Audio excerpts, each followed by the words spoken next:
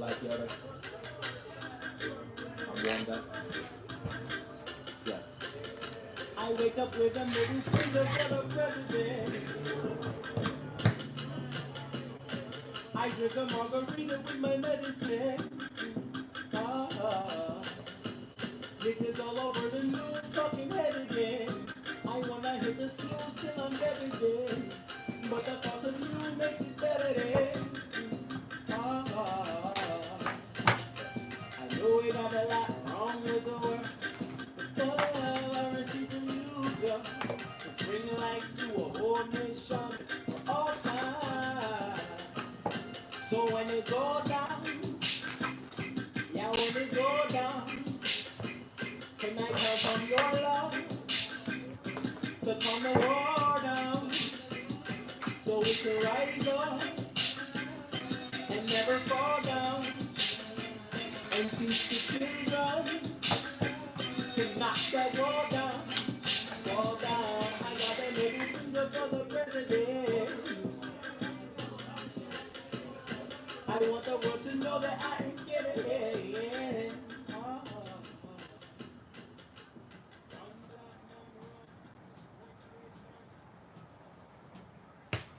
Hi everyone. So clearly I'm going to play that song until this shit is over. Clearly. There's a pattern to my method. Hi. So, my predictions from Sunday and today, apparently while I was doing the video, the strikes were happening. Have come true. Hi, Sapphire Blue. Hi, sweetie. An American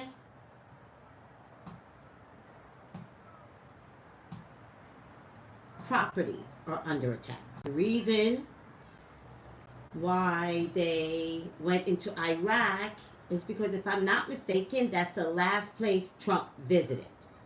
So, remember, they're going after Trump. But the last place he visited, I think, over the Christmas holiday or over the, I think it was either Christmas or Thanksgiving, he surprised and went over there. I remember thinking, why did they let him leave the country? I remember thinking that. Because if you were watching, they weren't letting him leave the country. If you were watching. And then there was this sneak visit over to Iraq. So,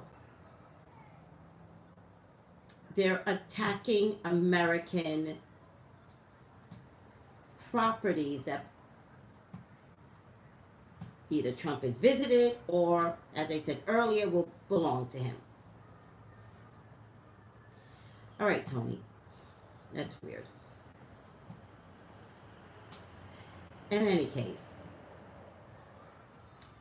So, the predictions have started to come true, right? And so, I'm wondering, what are you going to do now that it's more real than not? Now that it's more real, now that properties are being attacked, and remember, I said they were going to attack overseas first, all right? Which is happening. What are you going to do? Because chances are they could hit American territory right here in North America, in the U.S. Chances are it could happen, right? But how are you going to live your life? Because I know a lot of people are in fear, and I get that. But I don't want fear to come so much in your frontal lobe area. Stops you from thinking. I would prefer that you start to look at your life and start looking at how fucked up it is, and start looking at how mismatched you are with your partners, and start looking at life differently. Start living. Start learning to be happy.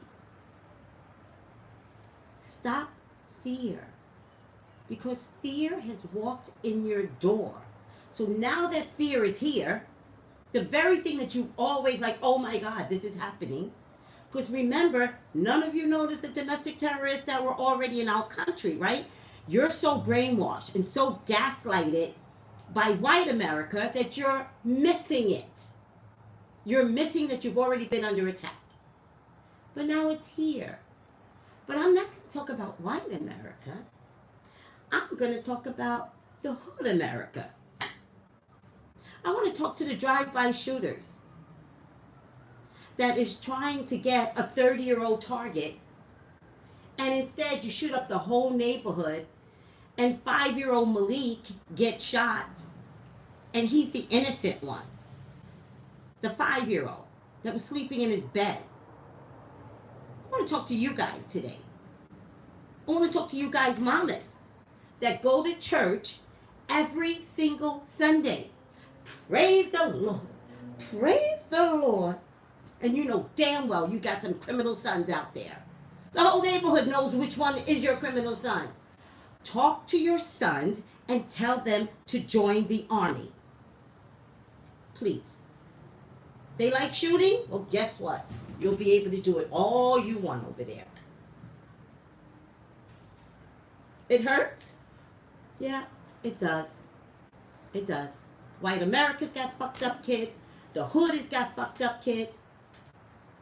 Just tell them to join. There's a place for you. Somebody's like, just facts. Just facts. It hurts? Okay, let it hurt. And some of you guys in the hood, y'all know Mrs. So-and-so. Y'all need to go to Mrs. So-and-so and say, look, so I'm tired of your son.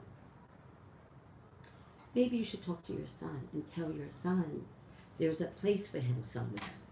And driving by in a car is a coward move. Join the army, join the Marine, join the Navy. Do something better than how you've been operating. Like, talk to your son, Mrs. So-and-so. Get out of here. How are you going to live now that fear is in your house? It's here, guys. How are you going to live? Are you going to operate under fear and it's going to make you crazy? And what? What? Because nobody's going to be there for you at this point. At this point, we have got to woosah and change our lives and take away everything that doesn't work for us. You're in a bad relationship, leave. Leave. We're in a war, people. I'm not staying with nobody that doesn't make me happy. I'm talking to women. I'm talking to men. Guys, raise up. Be better men. Don't be such pussies and think that we need you. We do. We don't like you. We want better men. We're in a place of looking at ourselves because technically we're in a war. Is this how you want your life to be for the rest of your life? Living off women who have Mercedes, who have BMWs, you barely work a full-time job? Is this how you want to be? Do you really want to find a woman to match your income so you could buy a house and then it turns out you can't stand that person? Really? Leave. All of you. You're all mismatched. All of you. Some of the girls want to get married just to get married. And some of y'all tell the guys. Y'all are so silly. Like, the guy goes, because the guy tricks y'all. You want a secret? I'll tell you what the secret is. The guy tricks y'all. What do you want out of life? I want to be married and I want to have children. And the guy goes, oh. Is that why I'm here? For your marriage and your children? You're not trying to love me? And then they stick around and they take you ladies down because you said the wrong things. We all want to be married. We all want to have children. But when a man makes you hurt because that's something that you want more than life, you really need to ask if he's the one. Hurts? Let it hurt, bitches. Let it hurt. I'm not playing anymore. We are technically in a crisis, not a war. I don't think war is really coming, but we are definitely in a crisis. And this is unstoppable. What's about to go down cannot be stopped. It doesn't matter what happens at this point. They want Trump. They're coming for Trump. They want Trump. If Trump stood there, that target's going down.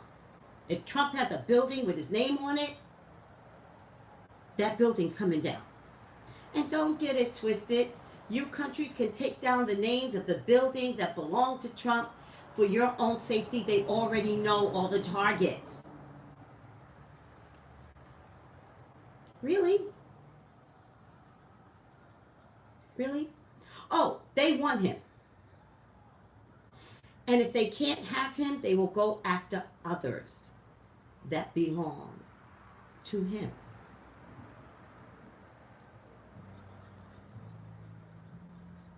So,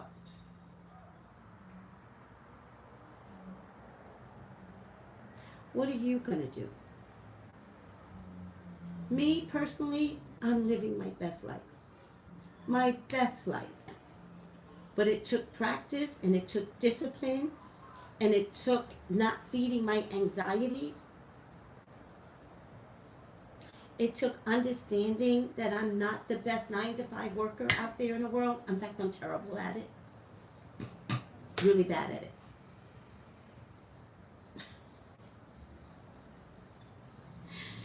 Who's writing a book? Would you please do it? Who wants to sing on a voice, but you're too scared to try out? Would you please just try out? Who wants to dance? I go line dancing every single Wednesday. Who wants to dance? Shake your boo thing. Just operate differently. Now, life is short. Now it is.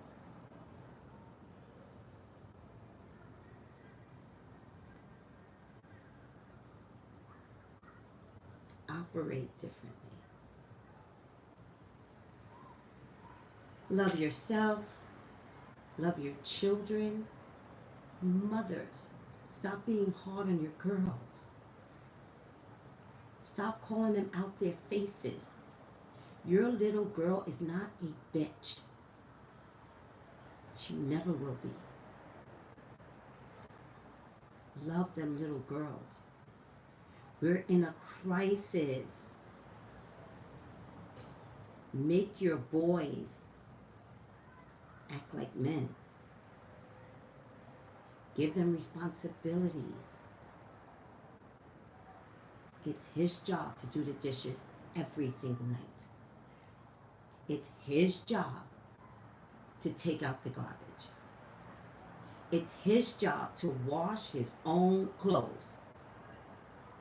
This might be a new concept for some of you that spoil these little boys out here. I don't know. But I know you call your little daughter a bitch and tell her, clean your own stuff.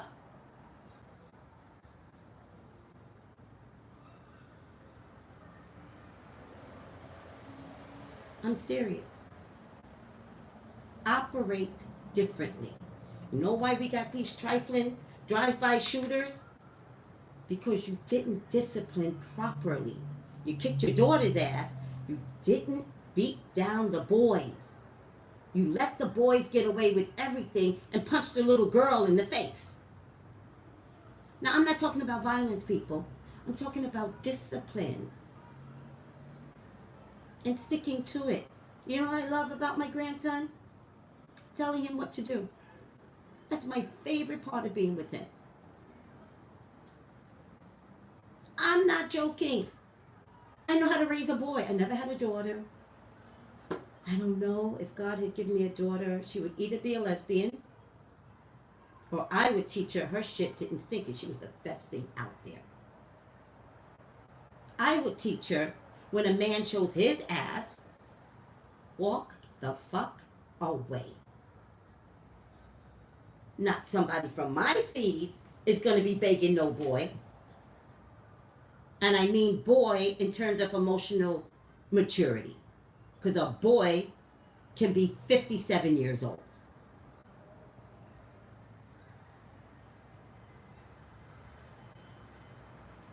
But I raised a boy. And I know what I put out in the world.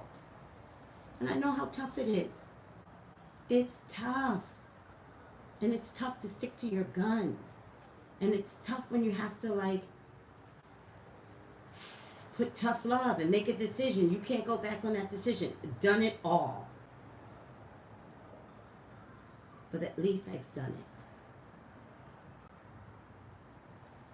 All right? I did not let my son stay up in my house, do whatever he wanted to do, and not work and not go to school. And if he did not want to do it, he had to leave. Period. He was my only child. And I tough loved his ass anyway. But don't get it twisted. That boy got love and kisses and hugs. And we talked all the time. That's all we ever did was talk. The minute he could talk, we were talking. Before he could talk, I was talking to him lovingly. I was like, you're going to be amazing. Can't wait to see what you look like when you grow up because you're going to be amazing. That's what I did. And I have proof. I used to talk to my son every single day when I got home from work. And I used to sit out on the porch, and I had no idea a young boy was watching me in the next house.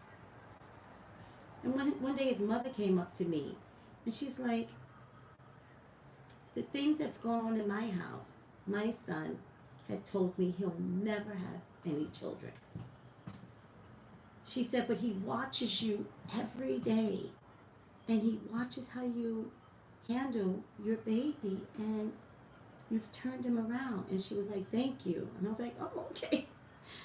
You're welcome. But I never forgot that. I never forgot that that was the beginning of a message that I could change people's perception and directions. And so can you. We gotta love our own children. Maybe some of us have to find a family to take care of. I take care of a whole other family. I never tell you guys about it because it looks like I would be bragging, but I'm telling you right now, I have a whole immigrant family I take care of. I help in taking care of. I'm not taking credit for them, but I don't let them want for anything. I figured if I can, I would. And if God lets me, then I will. What are you gonna do? What are you gonna do? Anybody needs to go into politics? Go ahead. Anybody needs to go back to school? Go ahead.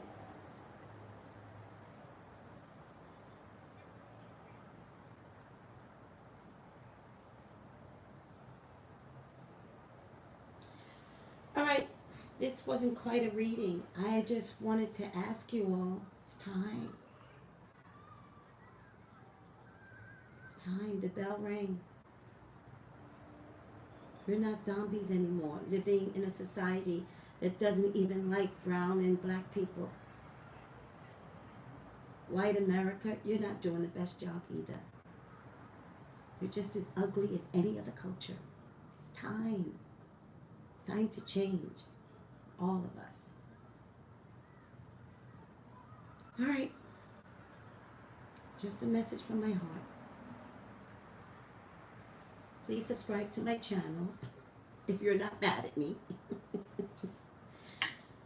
I love you all. Be safe out there. Do more than you've been doing.